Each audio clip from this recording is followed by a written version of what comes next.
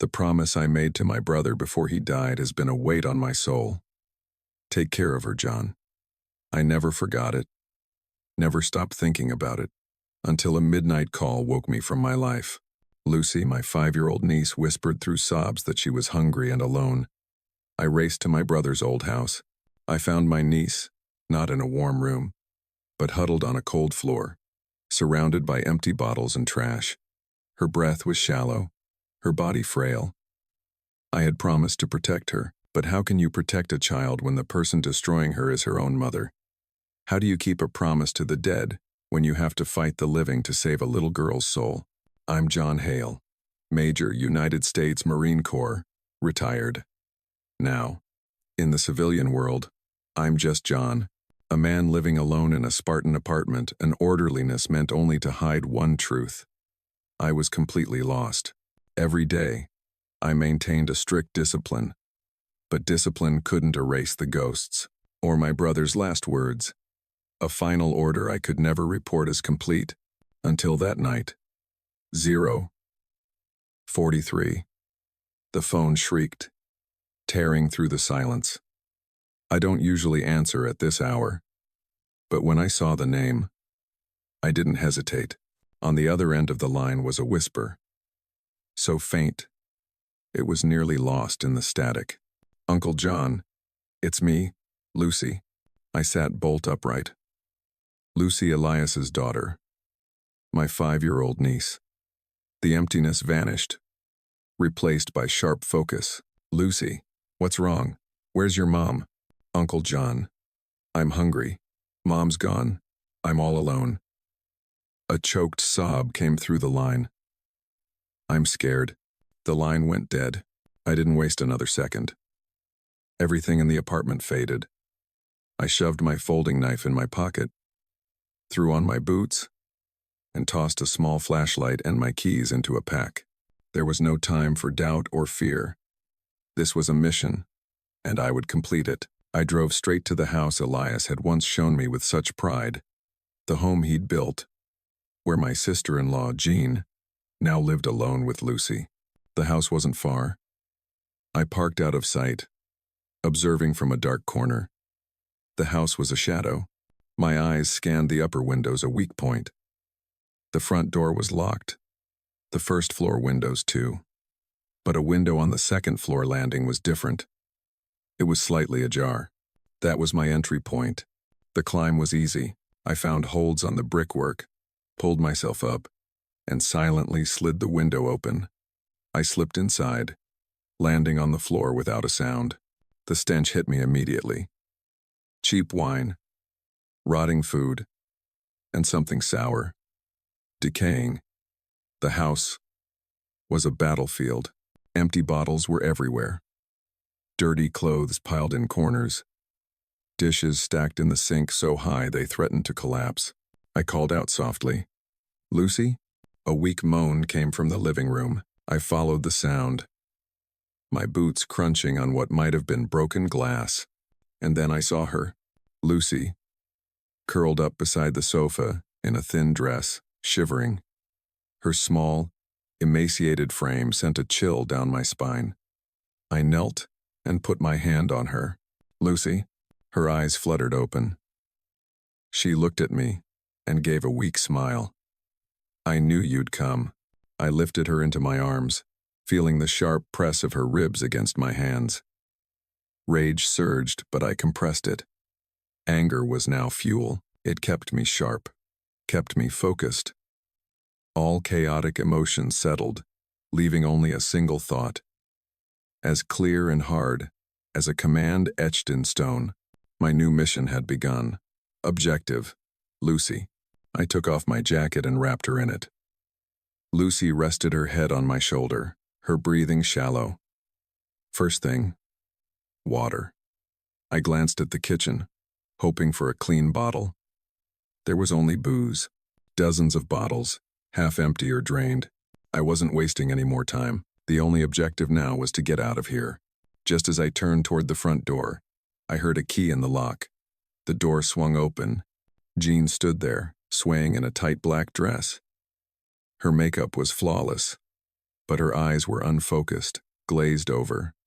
The smell of expensive perfume, cigarettes, and alcohol hit me like a wave. She looked at me, then at the child in my arms, and her eyes narrowed. "What the hell are you doing in my house?" she shrieked, her voice slurring. "I came for my niece," I said, my voice even. Jean let out a harsh, ugly laugh. "She's fine, just being dramatic. Put her down." She lunged, trying to grab Lucy. I didn't push, didn't shove. I simply turned, shielding the child with my body. "You have no right," she hissed, sobriety returning in a wave of anger. "She's my daughter. You broke into my house. Are you trying to kidnap her? I'm taking her to the hospital." "She doesn't need a hospital. She needs to sleep," Jean screamed, pointing a finger at my face. "You walk out that door, and I'll call the cops. I'll tell them you assaulted me, that you kidnapped my child." I looked her straight in the eye. "Go ahead, I'll wait." The confidence in her eyes flickered, replaced by a flash of confusion. She hadn't expected me to call her bluff. I walked past her and straight out the door. Her curses and threats echoed behind me, but they were just meaningless noise. In the car on the way to the hospital, Lucy fell asleep in my arms. At the emergency room, I gave the nurse a report, as concise and factual as a mission debrief. They took her in immediately. Doctors and nurses moved around her, hooking up an IV, checking her vitals. I stood to the side, and for the first time that night, I felt completely powerless. I could break into a house. I could face down a drunk. But here, I was just a bystander. A doctor turned to Lucy and asked a simple question. "Does anything hurt, sweetie?" Lucy didn't answer. She just flinched when he reached for her. An almost invisible movement, but I saw it, and that's when I understood. Protecting a body was something I was trained for, but protecting a soul, that was a different kind of battlefield, one where I had no map. The hospital moved with its own efficiency. They gave Lucy fluids, ran tests. Before long, a well-dressed woman, who introduced herself as being from Child Protective Services, came to see me. She asked a series of procedural questions, taking careful notes. Her tone was devoid of emotion, just a cold professionalism. "We'll have to open an investigation, Major Hale. Do what you have to do," I replied. That's when I entered a world I didn't understand. A world of procedures, forms, and meetings. There was no clear enemy, no tangible objective, just walls of paperwork and exhausting delays. I filed for emergency custody. I thought it would be simple. A starving child, a drunk mother, a willing uncle. I was wrong. The first hearing took place in a small, stuffy room. Jean sat on the other side, looking like a different person. No tight black dress, no booze on her breath. She wore a conservative blouse, her hair in a neat bun. Her face was pale, her eyes puffy, the perfect performance of a grieving mother. Her lawyer began to speak.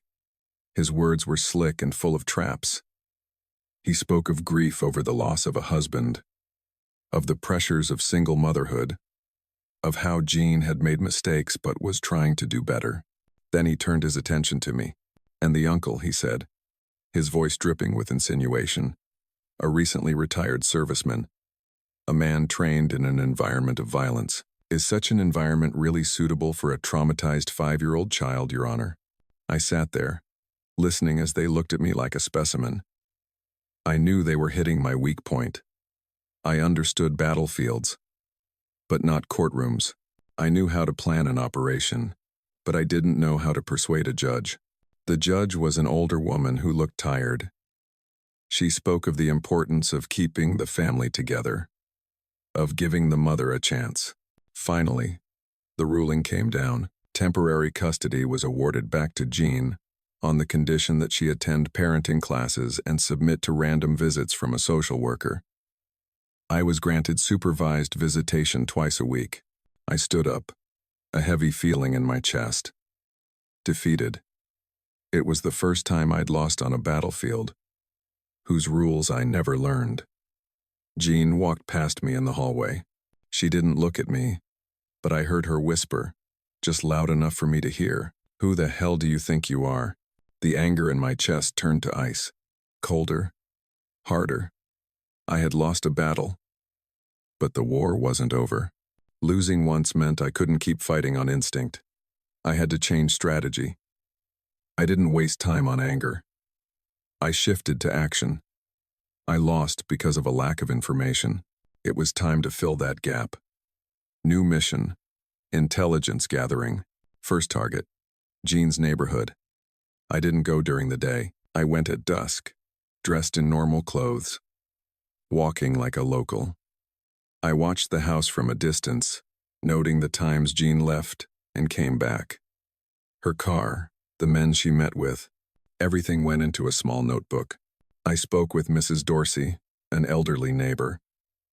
I started by asking about her health, her garden.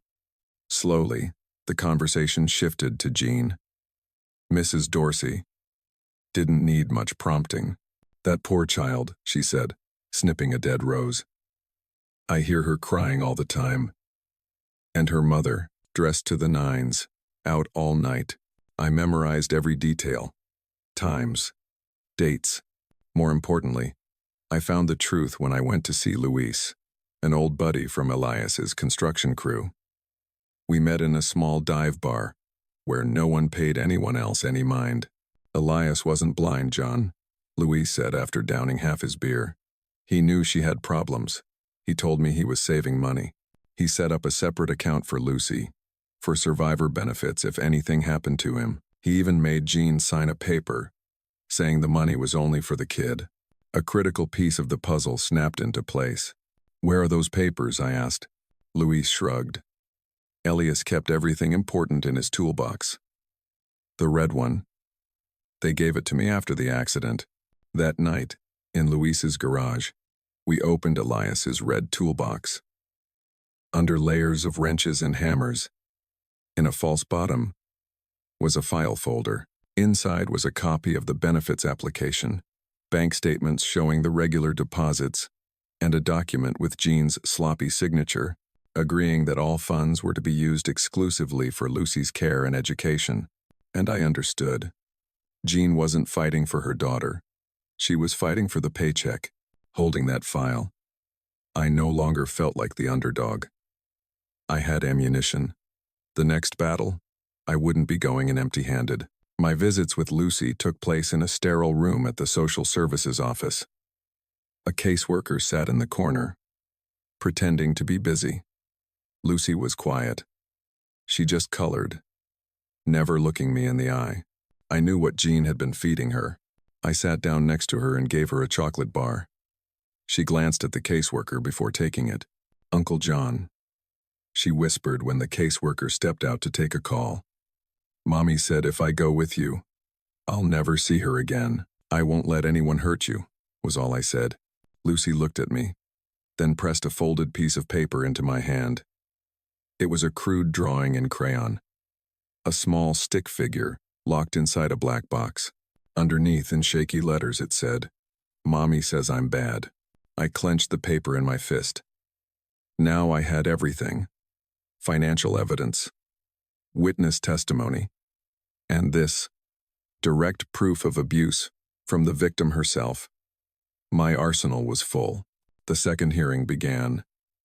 This time, I was confident. I presented everything systematically, like a mission briefing. The bank statements showing embezzlement, Mrs. Dorsey's testimony, and finally, the drawing. Jean's lawyer stood up, his expression calm. He dismantled everything with ease and cruelty. The financial records?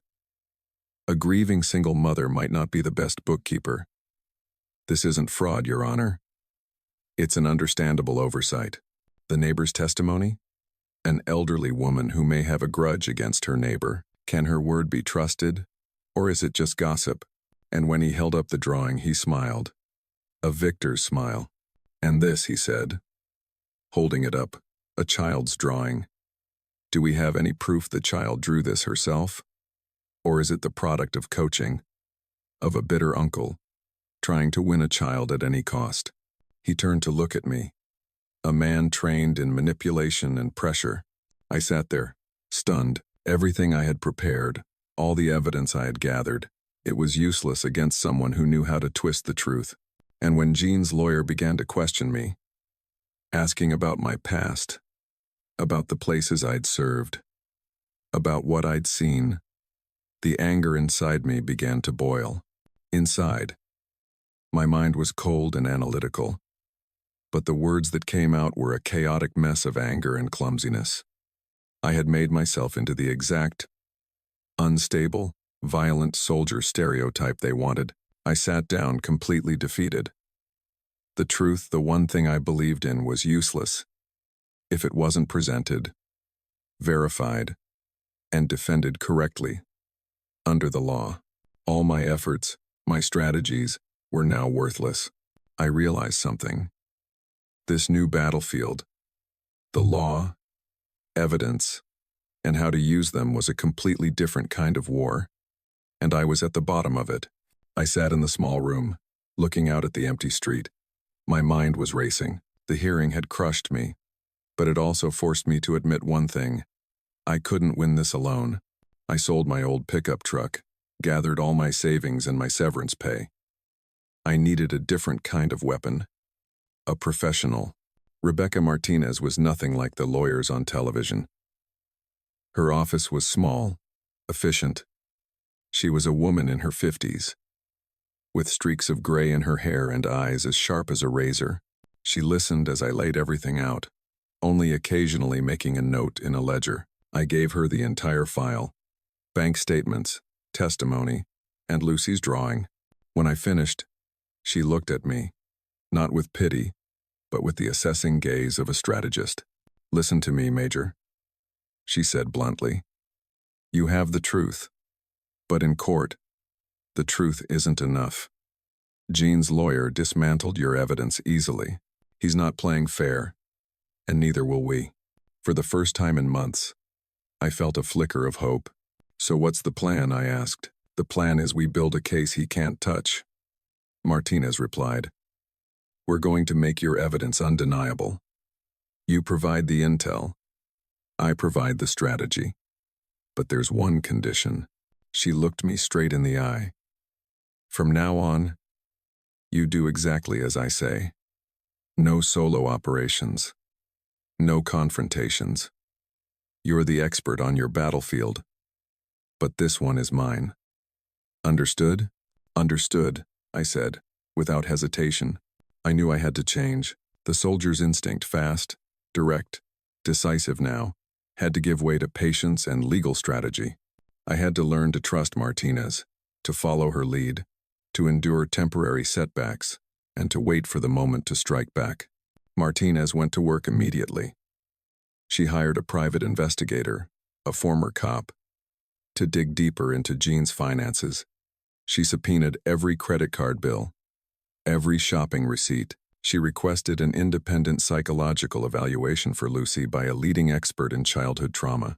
My mission was simple: be patient. It was the hardest part. I had to sit tight while Martinez rebuilt our arsenal from the ground up. Every day, I thought about Lucy, still in that house. But I had given my word. I would follow the plan, because this time we would not fail. On the day of the final hearing, I was no longer anxious. I just felt ready. I trusted Martinez's plan. Jean was there, still trying to play the victim, but I could see the tension in her shoulders. This time, Martinez wasn't rushed. She began slowly, projecting 2 columns of information onto a screen for the entire courtroom to see. On one side were Jean's extravagant expenses. On the other were official reports about Lucy, the day she was hospitalized, notes from her teacher about her dirty clothes. She didn't have to say much. Every expensive purchase Jean made lined up perfectly with a day Lucy was in distress. The picture was brutally clear. Next, she called a child psychologist to the stand. The doctor had spoken with Lucy many times. Martinez handed her the drawing. "Doctor," Martinez asked, "does this drawing have any clinical significance?" "It does," the doctor replied. "It's a classic representation of trauma. It aligns perfectly with what the child described about being locked in a dark space." Lucy's drawing was no longer just a child's scribble. It was evidence. I saw Jean's lawyer start to sweat. Finally, Jean had to take the stand. Martinez asked simple questions. Mrs. Kane, on the 15th of March, your daughter was hospitalized. Do you remember what you were doing that evening?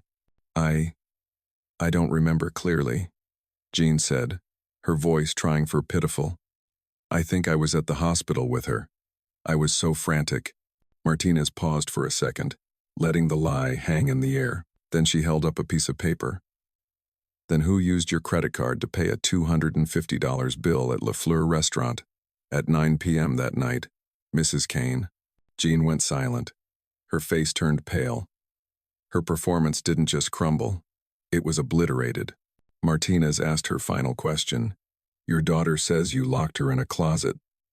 Is that true, Mrs. Kane? That's when Jean broke.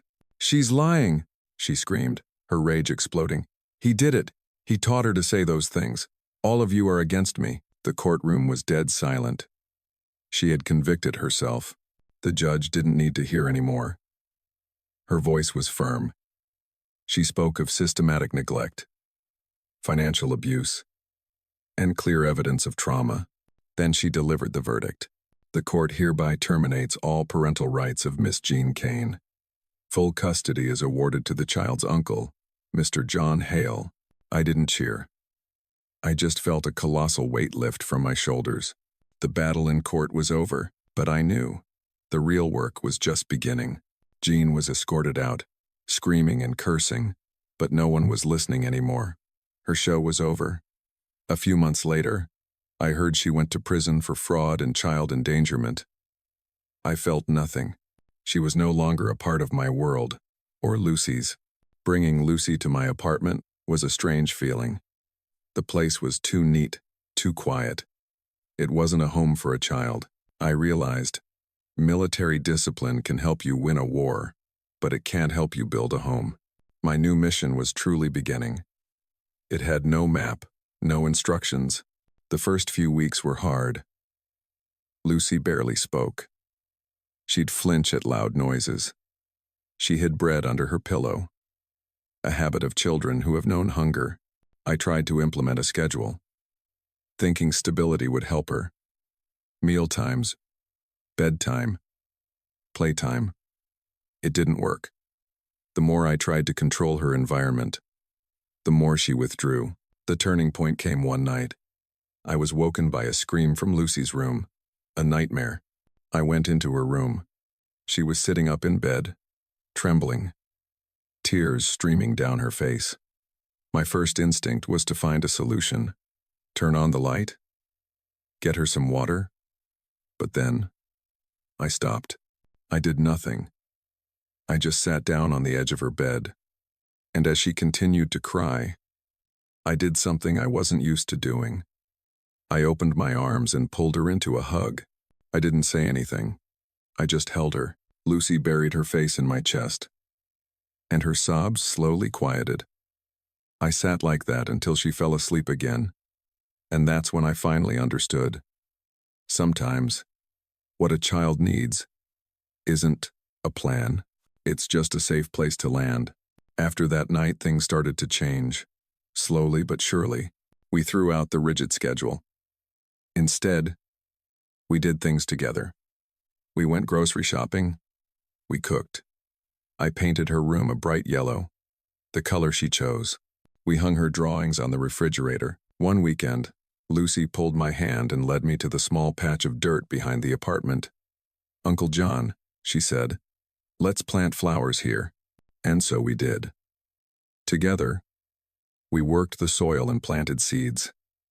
I taught her little things, and she taught me how to smile again. I'm John Hale, and this is my most important mission. No end date, no report to file. Just showing up every day, trying to be the man she needs. And for the first time in a long time, I felt like I was finally home.